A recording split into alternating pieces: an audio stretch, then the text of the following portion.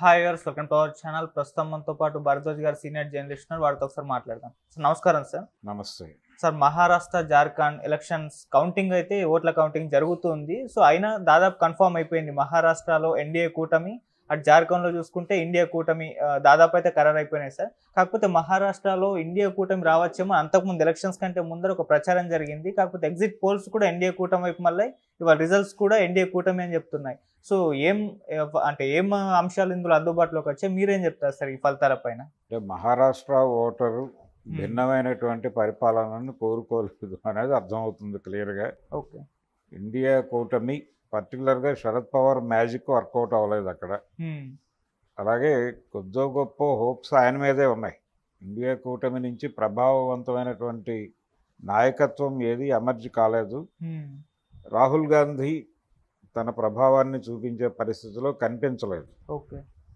టోటల్గా అంటే ప్రభుత్వ వ్యతిరేక ఓటు కూడా అక్కడ బిల్డ్ కాలేదు.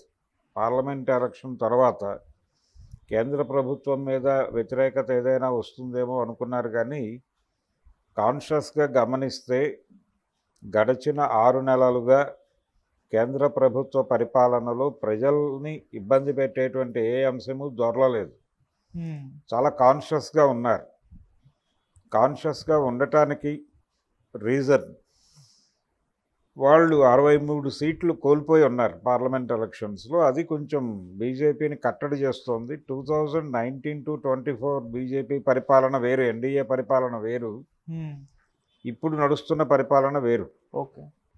దీని తాలూకా ప్రభావం కొంత పనిచేసింది అక్కడ ఎలక్షన్స్లో.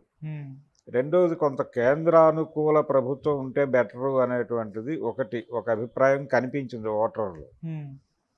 అందుకని కూటమి దిశగా కొంత నిర్ణయాలు తీసుకోగలిగారు. రెండోది, అక్కడ జనాలను ఇబ్బంది పెట్టిన పరిస్థితి లేదు.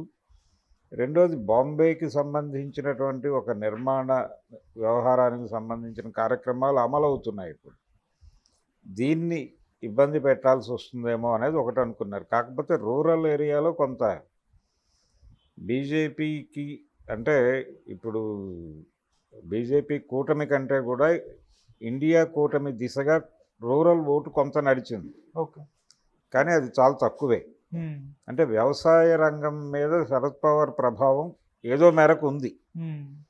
ఆ ఏరియాలో ఆయన పట్టు నిలబెట్టుకోగలిగాడు. ఓకే. అంతవరకే పరిమితమైంది. దాని ప్రభావం అర్బన్ ఓటర్స్ మీద పడలేదు. పడకపోవడంతో వీళ్ళు రొటీన్గా అటు వెళ్ళిపోయారు. అంటే కేంద్ర ప్రభుత్వంతో సయోధ్యలో ఉండేటువంటి ప్రభుత్వం అయితే గనక కొంత మనకు ఉపయోగపడుతుంది అనేది వీళ్ళ బేసిక్ అంచనా. ఓకే. అలా మహారాష్ట్ర ఎన్నికల్లో మనకి కొంచెం అందరూ ఇండియా కూటమి గెలిచేస్తుంది అని, నిజానికి సర్వేలు ఏవి కూడా ఇండియా కూటమికి బ్రైట్ రిజల్ట్ అయితే ఇవ్వలేదు. జార్ఖండ్ కొంత డిఫరెంట్ ఏరియా. అది మహారాష్ట్రలో మనకి రైట్ వింగ్ పాలిటిక్స్కి కొంచెం బలం ఉన్న ప్రాంతం అది.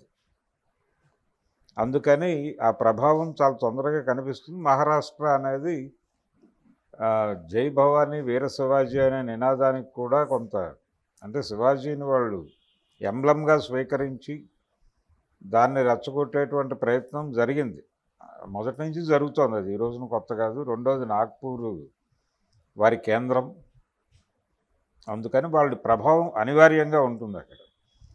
ఆ ప్రభావాన్ని ఏ మేరకు నిలవరించగలదు అనేది ఇండియా కూటమి మీద ఉన్న టాస్క్. అదేం పనిచేయలేకపోయింది అనేది అర్థమైపోయింది. ఓకే. శరద్ పవార్ బలంగా ఉన్న రోజుల్లో కొంతవరకు నిలువరించగలిగేవాడు. ఇప్పుడు ఆయన కూడా వయసు మీద పడింది. ఆయన నెమ్మదిగా ఆ ప్రభావాన్ని కోల్పోతున్నాడు అనేది ఈ ఎన్నికల్లో క్లియర్గా స్పష్టంగా కనిపించేసింది. కాబట్టి ఇండియా కూటమి మరింత మహారాష్ట్ర వేదికగా మహారాష్ట్ర మీద కేంద్రీకరించి పనిచేయాల్సిన ఒక చారిత్రక అవసరం ఉంది అనేది ఈ ఎన్నికల్లో ఒక రకమైన నిరూపణకు వచ్చింది. రెండోది, మహారాష్ట్ర కేవలం రైట్ వింగ్ పాలిటిక్స్కే కాదు, దళిత రాజకీయాలకు కూడా కేంద్రంగానే ఉంటూ వస్తోంది మొదటి నుంచి. దళిత్ ప్యాంథర్స్ మూమెంట్ ఇవన్నీ అక్కడి నుంచి పుట్టినవే. అయితే దాన్ని బలంగా పట్టుకోవడంలో ఇండియా కూటమి ఫెయిల్ అయింది. ఆ ఫెయిల్యూర్ కూడా కనిపించింది ఎన్నికల్లో.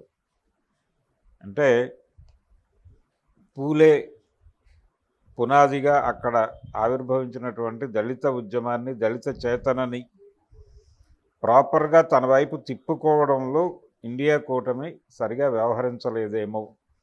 నిజానికి దాడులు కూడా మహారాష్ట్రలోనే ఎక్కువ జరిగినాయి ఇరుపక్షాల వైపుల నుంచి. ఓకే. దాన్ని తన వైపు ఎఫెక్టివ్గా తిప్పుకోలేకపోవడం అనేది ఇండియా కూటమి వైఫల్యంగా కనిపిస్తుంది. అది కూడా కొంత కారణం. అయితే ఆ ఓట్లు ఏమైపోయినాయి అనేది ఇప్పుడు అదర్స్ అనే యాంగిల్లో కొంత డైవర్షన్ జరిగింది. రిపబ్లిక్ పార్టీ నుంచి అక్కడ ఆ ప్రభావం కొంత నడిచింది. కానీ ఈసారి ఎన్నికల్లో వాళ్ళు కూడా ఎవరు కనిపించలేదు. ఇండిపెండెంట్ ఎమ్మెల్యేలు కొంతమంది కనిపిస్తున్నారు. కాబట్టి మహారాష్ట్రలో ఈసారి రైట్ వింగ్ నాగ్పూర్ క్యాంపస్ వ్యూహం వర్కౌట్ అయింది. ఇండియా కూటమి తన ప్రభావాన్ని చూపించుకోలేకపోయింది. దానికి కొంత రీజన్ ఇండియా కూటమి ఆలోచనల్లో ఎక్కడో సంకరం జరిగినట్టుగా అనిపిస్తుంది. అంటే సంకరము అంటే ఇన్ ది సెన్స్ కొంత వాళ్ళుగా కూడా మానసికంగా ఇండియా కూటమి కంటే కూడా ఎన్డీఏ కూటమికే అనుకూలంగా వ్యవహరించిన పరిస్థితి. ఇప్పుడు మరి ఎలా ఉంటుంది సీన్ అక్కడ, ముఖ్యమంత్రి ఎవరవుతారు అనే లెవెల్లో చర్చ జరుగుతోంది. అంటే తిరిగి శివ సైనికులకే అప్పచెబుతారా, లేకపోతే బీజేపీ లీడ్ తీసుకుంటుందా? అప్పటి డెప్యూటీ సీఎం ఇప్పుడు సీఎం అవుతాడా? సీఎం అవుతాడు అనేదే చెప్తోంది. అంటే బీజేపీ గతంలో కంటే ఎక్కువ సీట్లు సంపాదించుకుంది. 2019 ఎన్నికల కంటే కూడా ఎక్కువ సీట్లు తెచ్చుకోగలిగింది. అలాగే శివసేన కూడా పెరిగింది. రెండూ పెరిగినాయి. ఈ మేరకు అక్కడ తగ్గింది. ఓకే. ఈ పెరుగుదల అనేది బీజేపీకి ఎక్కువ జరిగింది కంపారిటివ్గా. అందుకని వాళ్ళు లీడ్ రోల్లోకి వచ్చారు. ఆ లీడ్ రోల్లో ప్రస్తుతం వాళ్ళ అభ్యర్థిని ముఖ్యమంత్రిని ఆల్మోస్ట్ కన్ఫర్మేషన్ అంటున్నారు. ఎక్కడి వరకు జరుగుతుంది అనేది చూడాలి. ఇప్పుడు అతని పేరేమిటి, ఫడ్నవీసే ఉన్నాడు. అతనికే ముఖ్యమంత్రి పదవి ఇచ్చేటువంటి ఛాన్స్ ఉంది అనేది వినిపిస్తోంది. అతనికి ఇస్తే ఇవ్వటం పట్ల వాళ్ళకు కొంత ఇబ్బంది ఉంది, కానీ ఒప్పుకోక తప్పని పరిస్థితి అయితే ఉంది. ఓకే. కాబట్టి ఒప్పేసుకుంటారనేది అనుకుందాం. ఇప్పుడు ఫడ్నవీస్ నెక్స్ట్ సీఎంగా రేపో ఎల్లుండో ప్రకటన వెలువడుతుంది అనే పరిస్థితి అయితే ఉంది. ఓకే సార్, మహా ఎన్నికల పైన పవర్ స్టార్ పవన్ కళ్యాణ్ గారి ప్రభావం కూడా ఉంది అని అంటున్నారు. ఎందుకంటే ఆయన ఇండియా తరపు నుంచి ప్రచారం చేశారు. ఆయన ప్రచారం చేసిన ప్రాంతాల్లో బీజేపీ హవా కూడా కంటిన్యూ చేస్తుంది. సో ఆయన ప్రభావం ఎంతవరకు ఉంది సార్, మీరేం చెప్తారు? అంటే తెలుగు ఓటర్ల ప్రభావం ఉన్న ప్రాంతాల్లో పవన్ కళ్యాణ్ని వాడారు. అవును. నాగ్పూర్లో చాలా స్పష్టంగా తెలుగు జనాభా, తెలుగు ఓటర్స్ ఉన్నారు. అలాగే తెలంగాణ అంటే నిజాం స్టేట్ నుంచి మహారాష్ట్రలో కలిసినటువంటి ప్రాంతాలలో ఇప్పుడు హృద్గిర్ ఇలాంటి వాటి ఏరియాల్లో కూడా వీళ్ళ ప్రభావం ఉంది, తెలుగు ఓటర్ల ప్రభావం ఉంది. అందుకని ఈ ప్రాంతాలన్నిట్లోనూ పవన్ కళ్యాణ్ని బాగానే తిప్పారు, కొంత నడిచింది. అయితే పవన్ కళ్యాణ్ ప్రభావం మాత్రమే అని చెప్పలేము. పవన్ కళ్యాణ్ కూడా ఉపయోగపడ్డాడు వాళ్ళకి, అంటే కమ్యూనికేట్ చేయటానికి ఉపయోగపడ్డాడు. కానీ ఒరిజినల్గానే అక్కడ వేవ్ ఎన్డీఏ అనుకూల వేవ్ ఉంది అక్కడ. ఆ వేవ్ ఉండటం వలన పవన్ కళ్యాణ్ కొంత ఎన్హాన్స్ చేయగలిగాడు. దానికి అతనికి ఉపయోగపడింది. ఇప్పుడు తను పాన్ ఇండియా మార్కెట్లోకి ఎంటర్ కాలేకపోయాను అనేటువంటి ఒక బాధ తరచూ వ్యక్తం చేశాడు ఆయన ఎన్నికల ప్రచారంలో. ఏది, ఏపీ అసెంబ్లీ ఎలక్షన్ సందర్భంగా నాకంటే పెద్ద హీరోలు ఉన్నారు, ఎన్టీఆర్, ప్రభాసు, తర్వాత అల్లు అర్జున్, రామ్ చరణ్ అనేవాడు ఆయన. అంటే వాళ్ళందరూ కూడా పాన్ ఇండియా మార్కెట్లో అద్భుతమైన విజయాలు సాధించారనేది ఆయన ఇంటెన్షన్. ఇప్పుడు మహారాష్ట్ర ఎన్నికలు, తెలుగు రాజకీయాల నేపథ్యంలో చూస్తే మహారాష్ట్ర గెలుపులో పవన్ కళ్యాణ్ షేర్ ఉంది అనటంలో ఈయన పాన్ ఇండియా పొలిటీషియన్గా మారినటువంటి పరిస్థితి కనిపిస్తుంది. ఓకే. అంటే పాన్ ఇండియా సినిమాలు చేయలేకపోయాడు కానీ పాన్ ఇండియా పాలిటిక్స్ చేయగలిగాడు ఈయన అనేది అర్థమవుతుంది. రెండోది మొదటి నుంచి కూడా ఆయన జాతీయ రాజకీయాలతో పర్టికులర్గా బీజేపీకి దగ్గరగానే వ్యవహరించాడు ఆయన.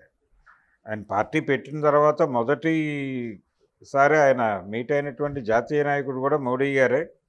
ఆ తర్వాత ఆయన మొదటి అసెంబ్లీ ఎలక్షన్స్ ఏపీ 2014లో ఆయన బీజేపీకి కొమ్ము కాశాడు.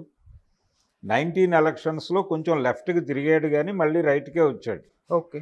ఆ లెఫ్ట్కి తిరిగినప్పుడు కూడా ఆయన రైట్ అభిప్రాయాలు ఏమీ మార్చుకోవాలి, యాజ్ ఇట్ ఈస్గానే ఉన్నాడు. ఏమీ పెద్ద తేడాలు ఏం లేవు ఆయనలో. ఆయన బేసికల్గానే రైట్ మనిషి. సో ఇప్పుడు ఆ రైట్ పాలిటిక్స్ మీదుగా రైట్ పాలిటిక్స్ రైజ్ ఇది. ఆ రైజ్లో తను కూడా ఎమర్జ్ అయ్యాడు. ఇప్పుడు pan India politician Pawan Kalyan అనేది మహారాష్ట్ర ఎన్నికలు ప్రూవ్ చేసింది. Okay sir. ఇప్పుడు ఈ ప్రభావంతో ఆయన్ని సౌత్లో కూడా బాగానే వాడతారు. రేపు తమిళనాడు ఎలక్షన్స్లో ఆయన మీద చాలా